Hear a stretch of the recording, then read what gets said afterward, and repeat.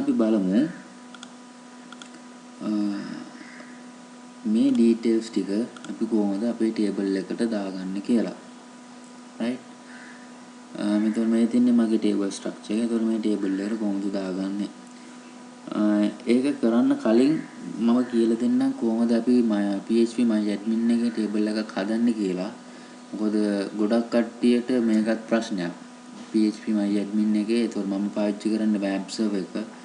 WAMP server එකේ කොහොමද PHP MyAdmin එකේ table එකක් database එකක් හදලා table එකක් ඒක ඇතුළේ හදන්න කියන එක.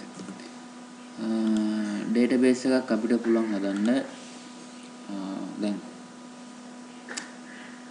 PHP MyAdmin load කරාම මෙන්න මේක තමයි පළවෙනිට open වෙන්නේ. right ඒතකොට මේකෙදි මෙතන tabs තියෙනවා.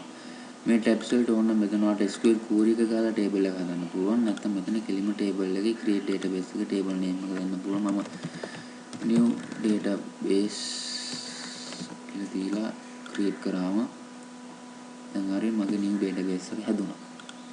එතකොට මතක තියාගන්න ඕනේ ඔයා මෙතන PHP MyAdmin වල table database එකට කොහොම case sensitive ඒ කියන්නේ කොහොම ඔයා case දුන්නත් මේ table name එක lower case දුන්නත් upper case දුන්නත් මෙයා අන්තිමට select කරගන්නේ table database එක හදන්නේ lower case වලින්. එතකොට මේ table database මේ database එක ඇතුළට ගියාම ඔයාලට පුළුවන් create table කියන option එකෙන් හදන්න. නැත්නම් මෙතන SQL වලින් ඔයාලට hard code කරලා table එක හදන්න පුළුවන්. මම මෙතන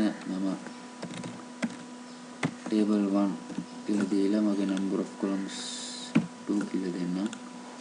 right එතකොට මෙතනදී අපේ table 1 එක හදන්න තියෙන්නේ. දැන් මෙතන අපි table එක fields ටික දෙන්න ඕනේ. ඒතකොට මම මෙතන මගේ ID එක දෙන්නම් primary key ID එක. මේක මගේ auto increment වෙන එක. ඒතකොට මගේ ඒ field එකේ data type එක මොකද්ද? int. එතන ඔයාලට ඕන එකක් තෝරගන්න පුළුවන්. int දීලා length එක කීයද? මම 5 කියලා දෙන්නම්. මේ coloration දෙන්න ඕනේ collation දෙන්න ඕනේ. attributes දෙන්න ඕනෙත් නෑ. null not null කියලා දෙන්න ඕනෙත් නෑ. මොකද මම මෙතන primary key විදිහට දෙනවා. primary key select කරන්නේ මේ index කියන එකෙන්. unique ද index ද full text ද කියලා මම දෙන්නේ primary key. ඒතකොට auto increment වෙන්න මම දෙන්නේ මෙතන AI මේක ටික් කරන්න ඕනේ. ඊට පස්සේ මම මෙතන name කියලා දෙන්න. වාචා 100 length එක null ටික් කරොත් මේ field එක null වෙන්න පුළුවන්. නැත්නම් null ටික් කරලා තිබ්බ නැත්නම් මේ field එක null වෙන්න බෑ. right ඒකට save කරාම table එක හදනවා. මේ තියෙන තුමගේ table එක.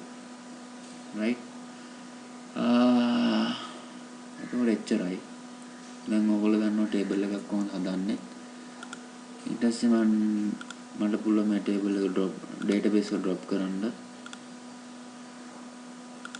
yes database එක drop කරා. දැන් අපි පාවිච්චි කරන්නේ AT කියන database එකේ function table එක.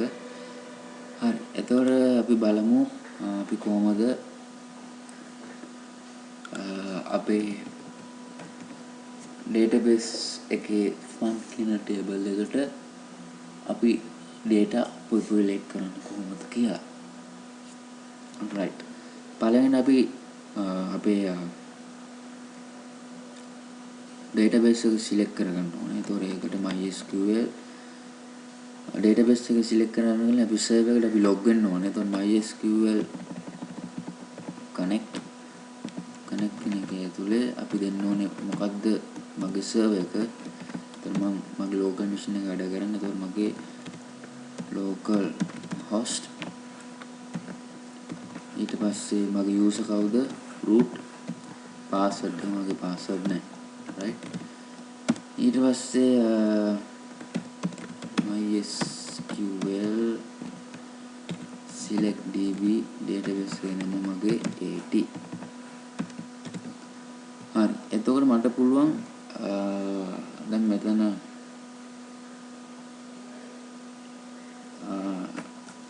server එක දුන්නා. මගේ database එක දුන්නා select කරගන්න. හදිස්සියවත් දැන් මෙතනින් මගේ එක්සෙප්ෂන් එකක් නැත්නම් එරර් එකක් ආවොත් මට පුළුවන් මෙතන මගේ කූර එක ඩයි වෙන්න දෙන්න.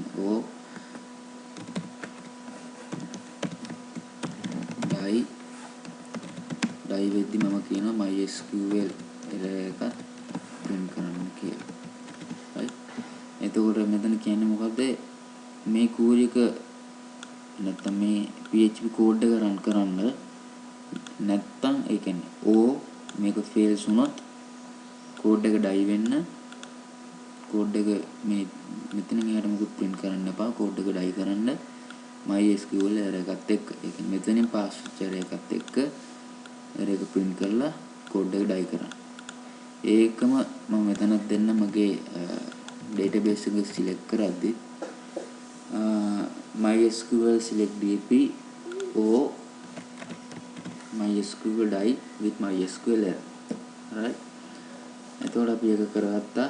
දැන් අපි කරන්නේ දැන් අපි බලමු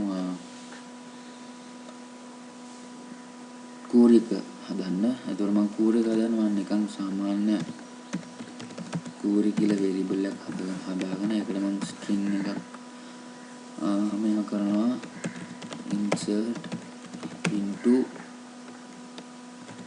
fund values මොනවාද මගේ තියෙන්නේ name table field names ටික name එතකොට මට id කියන එකට data දාන්න ඕනේ නැහැ. id කියන එකට data දාන්න ඕනේ නැත්නම් මෙතන auto increment වෙන value එකක්. එතකොට id කියන එකට field එකට මම දාන්න ඕනේ name tell email participation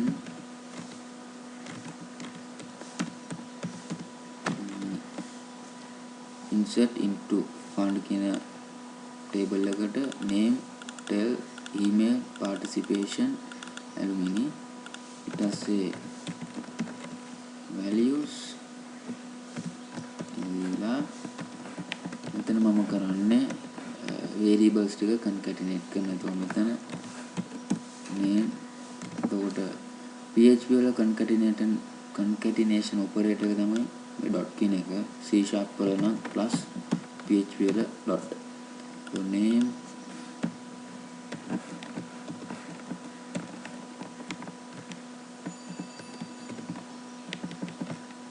මෙතන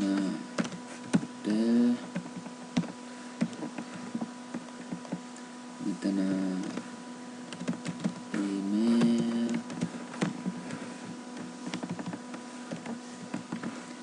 මෙතන art මෙතන අවචර අපි total fee එක දාලා නැහැ. ඒකට මම දීලා තියෙන්නේ මෙතන alumni එක. right. අපි එන total value එකක් දාන්න හදමු. ඒකට කරන්න තියෙන්නේ මෙතනින් අපිට column එකක් add කරන්න පුළුවන් after alumni go. එතන මෙතන මම දෙනවා total integer එකක්. no problem. integer එකක් මම print කරන්නේ. value එක මම දෙනවා 10. 10 characters දැන් තියාගන්න පුළුවන්. save. එතකොට අලුත් field එක add වුණා. මම මෙතනදී දෙන්නම් මෙතනදී අපිට පුළුවන්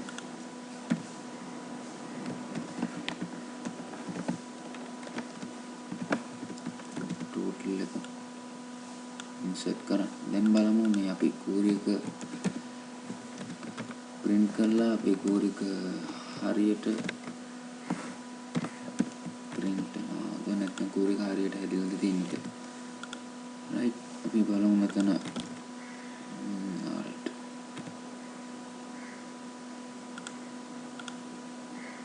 එතකොට මේකෙන් query එක insert into fund name tell email participation alumni total values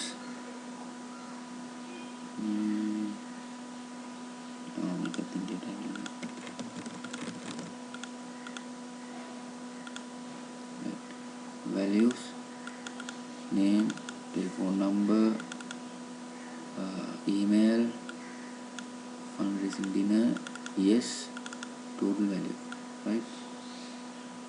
ඉතින් ඕකේ back ගියා. එතකොට මෙතනින් error එකක් ආවෙත් නැහැ. ඒ කියන්නේ මෙතන server එකත් හරි database එකත් හරි. දැන් අපි හදිස්සියේ මෙතන වෙන මොකක් කරේ එකක් දුන්නොත්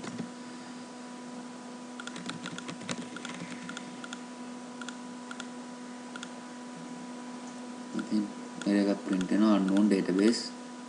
මෙන්න මේක. අපි server එක මොකක් හරි මෙයා කළොත්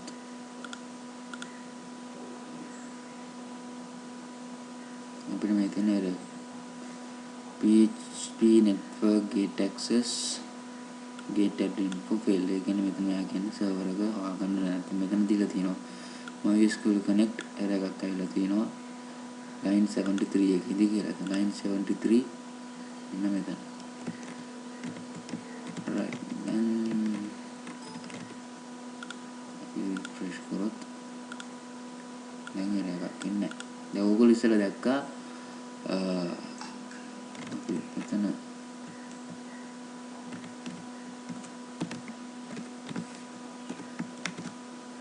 මම database එක වෙනස් කරන්න. unknown database කියලා error එක print වුණාට පස්සේ මෙතනින් එහාට මෙන්න මේක මේ මේ query variable එක print වෙන්නේ නැහැ. ඒ කියන්නේ මොකද්ද? මෙතනින් එහාට මෙයා code එක die කරනවා කියන එක. මෙතනින් එහාට කිසිම දෙයක් print වෙන්නේ නැහැ. ඒ කියන්නේ back button එක print වෙන්නෙත් නැහැ. එක්කනේ back button එක print වෙන්නෙත් නැහැ. නැත්නම් back button එක HTML code එක එන්නෙත් නැහැ. මෙතන මෙන්න මෙතනින් මේ line එකෙන් පස්සේ කිසිම දෙයක් page එකේ browser එකේ පේන්නේ නැහැ. right එතකොට දැන් back button එකක් එනවා. අපි අර code එකත් print වෙනවා.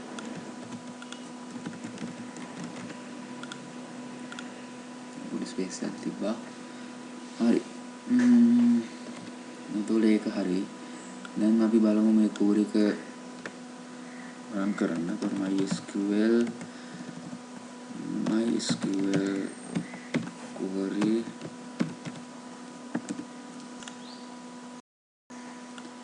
හරි. එතකොට MySQL query එතන මෙතනත් අපි අරක දෙමු query එක fail වුණොත් එකක් print වෙන්න. දැන් බලමු අපේ data හරිනම් දැන් table එකට යන්න ඕනේ. right එතකොට මේව තමයි අපි කරන්නේ database side එකේ ඒ කියන්නේ database query insert කරන්න database එක පැත්තෙන් මොකක් හරි ඕගලන්ට question එකක් આવුත් ඒක කරන්න තියෙන මෙහෙම. පළවෙනියට server එක select කරන්න ඊට පස්සේ database එක select කරන්න server එක select කරද්දී localhost root password එක තමයි තියෙන්නේ. මේක කමෙන්ට් කරලා ඔයගලන්ට එකක් දාන්නම්. එතකොට ඔයගලන්ට කෝඩ් එක මෙතන තියෙන්නේ server එකේ username මෙතන password right එතකොට මේක ඊට පස්සේ මේකෙදී තියෙන්නේ database right ඊට පස්සේ අපි කරන්නේ string variable එකකට අපි query එක හදනවා. ඕනනම් ඔයගලන්ට මෙතනම query එක දාන්න පුළුවන්. දැන් මේ insert into මේ ඔක්කොම කැලල මෙතනින් දාන්න පුළුවන්. නමුත් මේම තිබ්බම ටිකක් පැහැදිලි string variable එකකට query එක හදලා ඊට පස්සේ string variable එක මෙතනට assign කරන එක. දැන් බලමු අපේ code එක වැඩ කරනවද කියලා. refresh කරමු. right බලමු data ගිහින්ද. ඔව්. එතකොට total එකත් එක්ක value එකක් ඇවිල්ලා තියෙනවා. අපි බලමු back ගිහින් pavit email එක abc@gmail.com මම charity for work alumni association yes register via දැන් බලමු ඒ date එක ගිහින්ද ඔව් right එතකොට ඔයගොල්ලෝ මෙතන පේනවා ID එක auto increment වෙනවා අපි ID එක දුන්නේ පවිත් ටෙලිෆෝන් නම්බර් එක අපි දීපු email address එක work for charity yes total එක ඒක මෙහෙම තමයි table එකකට data insert කරන්න එතකොට දැන් මම හිතන්නේ මගෙන් වෙන්න ඕන ටික එච්චරයි කියන්නේ ගොඩක් දුරට හරි දැන් ඔයගොල්ලෝ දන්නවා මෙන්න මේ කෝඩ් එක මේක තමයි ඔයගොල්ලන්ට මම හිතන්නේ ටික අමාරු ටිකකට තියෙන database එකකට කොහොමද data දාන්න කියන එක